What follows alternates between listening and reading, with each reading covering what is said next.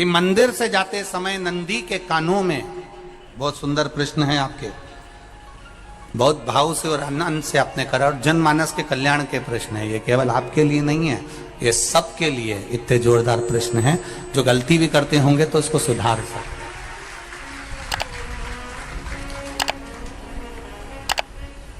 आपने कहा कि नंदी के कानों में कहना चाहिए, लोग हंसते हैं, कहते हैं बताओ वो नंदी के कानों में भगवान को कहना चाहिए। वैसे तो हम आपको एक बात बता दें कि दुनिया के लोग किसी दूसरे धर्म की कभी हंसी नहीं उड़ाते। दुनिया के लोगों को दूसरे का धर्म अच्छा लगता है। दुनिया के लोग सबसे ज्यादा हंसी उड़ाते हैं तो हमारे सनातन धर्म की ही उड़ाते हैं, और जी खुद उड़ाते हैं, दूसरा उड़ाने वाला नहीं होता। दूर के ढोल हमें समझ में आते हैं, उसका धर्म हमें समझ में आ गया, उनका क्या है, ऐसा है, आओ कुछ नहीं, उनके धर्म में ऐसा है, कितना आनंद हमें दूसरे के धर्म में लग रहा है, और हमारा सनातन धर्म हमको बुरा लगता है। हमारे सनातन धर्म हमें बुरा लगने लगा। अरे भाई, लोग कहते हैं कि नंदी के कान में कहते हो, ये कोई हमारे पुराणों में या शास्त्रों में लिखा है? भगवती बहन साहू, आपको धन्यवाद देना चाहूंगा और एक बात कहना चाहूंगा,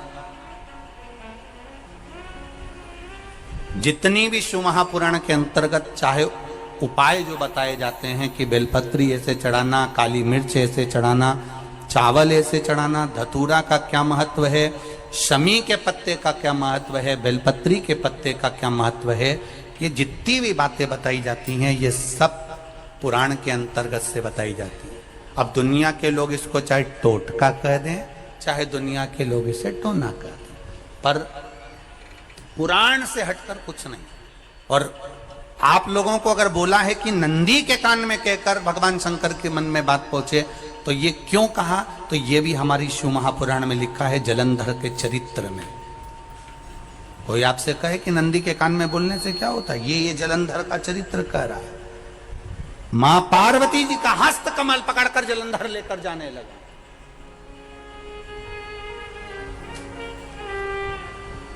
वृंदा का पति लेकर जा रहा।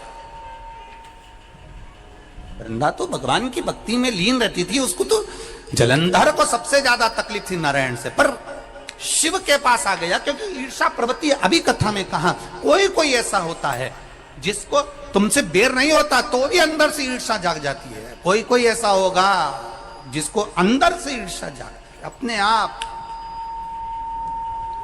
अपने आप अंदर से ईर्षा जागती है, उसका कोई बेर नहीं, और ईर्षा जाग रही,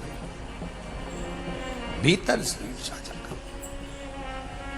ना आप उससे मिले हो, ना कभी वो आप उसके सामने बैठे हो। कई लोग किसी ना किसी की बुराई करते हैं तो हम लोग पूछ भी लेते हैं, क्यों साहब उनसे मिलकर आए हो क्या तुम? कभी नहीं मिल किया, कभी उनका सामना हुआ नहीं हुआ, तो फिर बुराई क्यों कर रहा? एक ने कर दी थी इसलिए हमारे ध्यान में था तो हमने भी कर दी। लो, वो कुआं में डूब के मरेगा तो तू भी मरेगा का?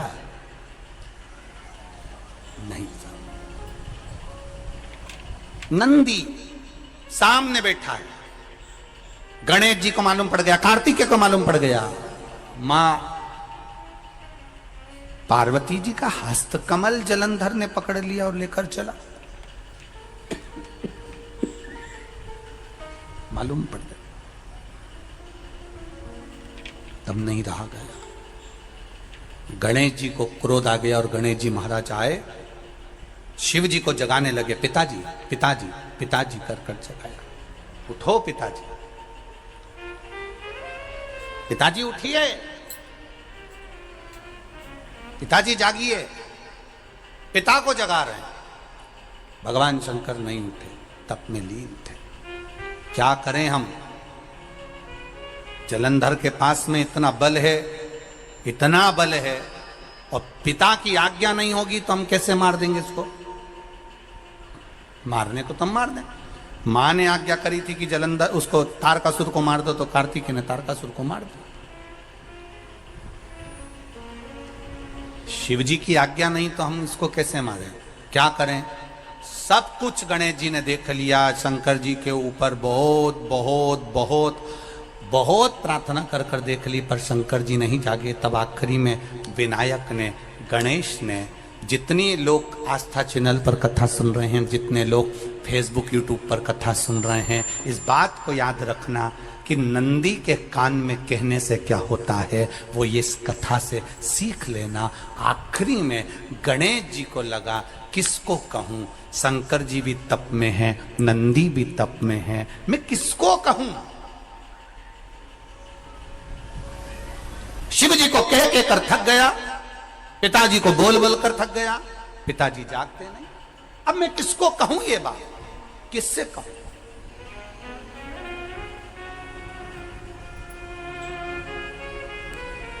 विनायक गए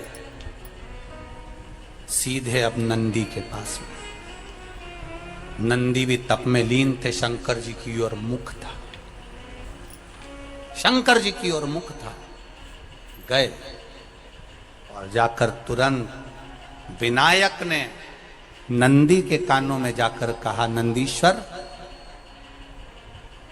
मैया का हाथ पकड़कर जलंधर लेकर जा रहा है, पिताजी तप में लीन हैं, कृपा करिए ना। बस केवल नंदी के कान में कहा, गणेश जी दूर हट गए। नंदी के कान में कहा, शंकर जी के नेत्र खुल गए, शिव जी के नेत्र खुले। ध्यान देना जरा, इस शिव महापुराण की, आशुतोष शिव महापुराण की कथा, जो कथा यहां कही जा रही है, यह कथा पहले के चरित्रों में सुनने को नहीं मिली होगी। जरा ध्यान देना इस संवाद पर, जितने लोग आस्था चैनल पर, जितने फेसबुक यूट्यूब पर सुन रहे हैं।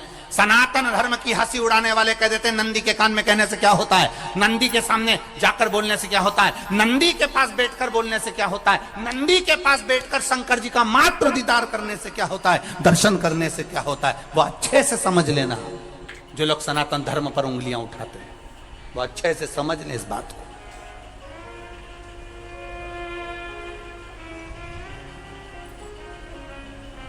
क्या होता है? नंदी तप में लीन, शिवजी तप में लीन, शिव नहीं उठ रहे। विनायक ने नंदी के कानों में जाकर कर दिया, नंदी के कान में जाकर कहा, नंदी के नेत्र नहीं खुले। नेत्र किसके खुले? जम के बोलो, महादेव के खुले, शिव जी के खुले।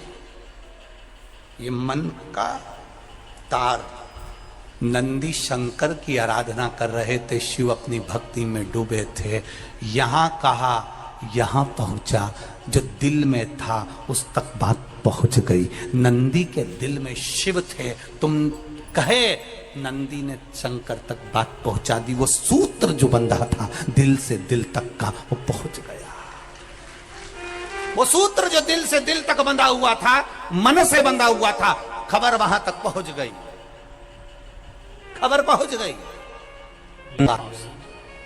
उसको जानो, लुटाइए, ये मौका मिला है आनंद का, दिल से प्रेम लुटाओ। नंदी से कहा, नंदी ने देवादिदेव महादेव से नहीं कहा। केवल नंदी आंख बंद कर कर बैठे थे, कहते से ही भगवान गणेश के शब्द शिव जी तक पहुंच गए। शिव जी के नेत्र खुल गए और उन्होंने जलंधर के पास पहुंचकर पार्वती जी का हस्त कमल छुड़वाया। जरा विचार करिएगा, आप नंदी से कहते हो मेरे महादेव तक बात पहुंच जाती है, आपको केवल नंदी से प्रेम से कहना है, नंदीश्वर मेरे बाबा, ए मेरे बाबा, आप रोज शिव जी को लेकर भ्रमण पर निकलते हो, मुझे बहुत दुख है, आप मेरे दुख को मिटाने के लिए मेरे दरवाजे पर क्यों नहीं आते? नंदीश्वर से कहा, शिव जी तक बात पहुंच जाएगी, शंकर के नेत्र आपके लिए खुल जाएंगे और महादेव आपके यहां खड़ा मिले, मेरा महादेव आपके पास में खड़ा मिले। आशुतोष महापुराण की कथा कहती है, लोग कहते हैं नंदी को कहने से क्या होता है, ये शिव तत्व की कथा आशुतोष शिव महापुराण कह रही है। कहा वहां तक पहुंचा, दिल से दिल का कंठ। जो भगवान नंदी के कानों में कुछ कहकर आते हैं, बोले हो कभी? सीधे बोल देते हो क्या जाकर? नंदी के कानों में कहने का भी एक तरीका है, आप लोगों को मालूम होगा वो तरीका, नहीं मालूम? ये बेलपत्री की जो डंडी रहती है ना, बीच का जो भाग है, ध्यान दिए ना जरा सा, ये बीच की जो डंडी है, फिर से देखिए, बेलपत्री के 2 पत्ते और उसके पास में जो बीच की जो डंडी का भाग है, दिख रहा है आप लोगों को?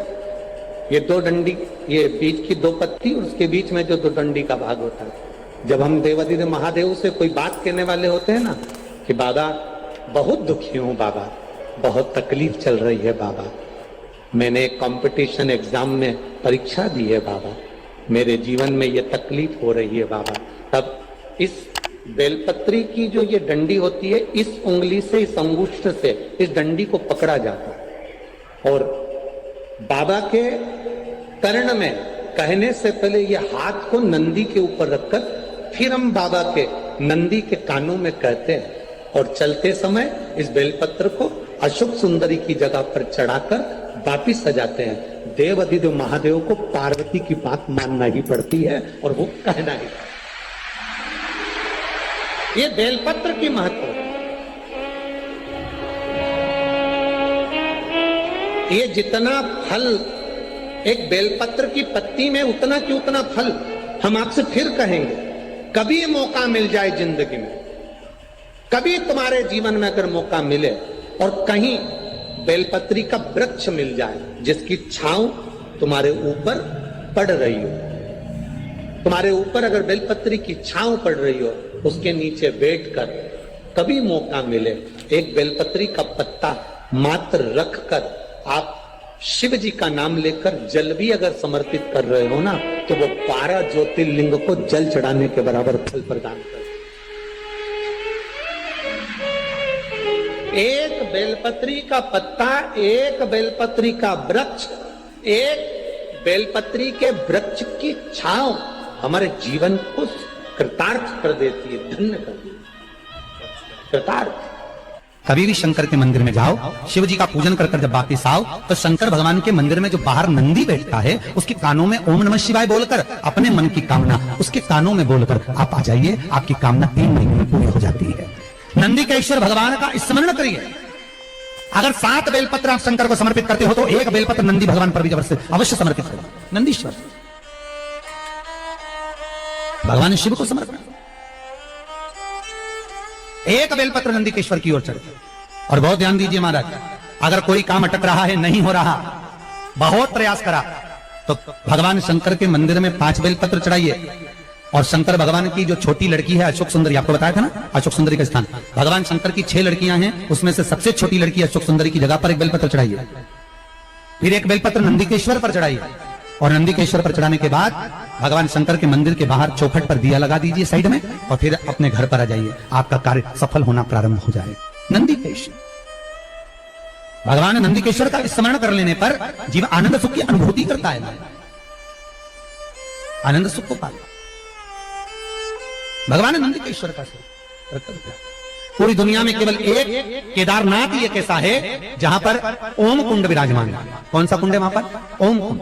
जो बच्चा हकलाता है, तोतला बोलता है या गूंगा होता है, जिसकी वाणी नहीं होती, वो अगर ओम कुंड पर जाकर ओम बोलने का प्रयास करता है तो जितनी देर तक उसके मुंह से घुन की आवाज निकलती है, उतनी देर तक ओम कुंड में से